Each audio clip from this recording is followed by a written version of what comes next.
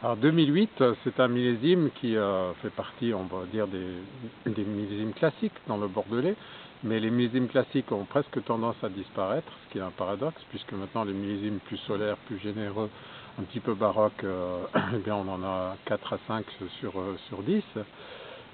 C'est donc un millésime caractérisé par une maturation qui est lente, qui est régulière, mais qui donne des aromatiques très fraîches. Enfin, un millésime marqué par un climat de type atlantique qu'on a beaucoup bien connu à Bordeaux il y a quelques années. Donc on est sur des, sur des notes un petit peu fruits rouges, sur des structures élancées, beaucoup moins charnues que des millésimes comme 89, 99, 99 pardon, ou 2009 ou 2010 par exemple. Et alors, dans un millésime comme ça, évidemment, la viticulture est très très importante parce que c'est ce qui fait souvent la différence, c'est d'arriver à obtenir la bonne maturité, de pouvoir attendre, de pouvoir aussi opérer les tris nécessaires. Et dans la dégustation que nous venons de faire, on voit quand même une certaine hétérogénéité en fonction des terroirs, en fonction du savoir-faire, en fonction aussi des moyens à disposition pour obtenir, pour exalter et puis pour magnifier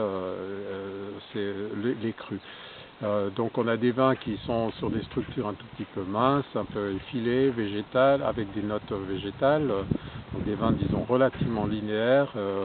Et puis il y a de très belles réussites aussi pour ceux qui sont allés jusqu'au bout, qui ont opéré, qui ont eu un travail très attentif à la vigne. Et là on a une dynamique particulière. Et ce sont des vins, à mon avis, même si actuellement ils se présentent un petit peu en phase austère, mais ce sont des vins de grand potentiel au niveau du vieillissement. Ça fait quelque part penser, parce qu'on a une correspondance là, dans certains millésimes en 8, ça fait penser aussi au 88,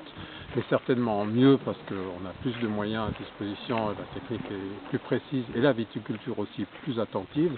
Donc ce sont pour les plaies réussies, des vins avec un très très beau potentiel de vieillissement parce qu'ils sont sur ces aromatiques fraîches, sur ces structures très dynamiques et resteront sans doute très longtemps avec des potentiels de 10 à 15 ans, voire davantage pour les crus issus des meilleures expressions.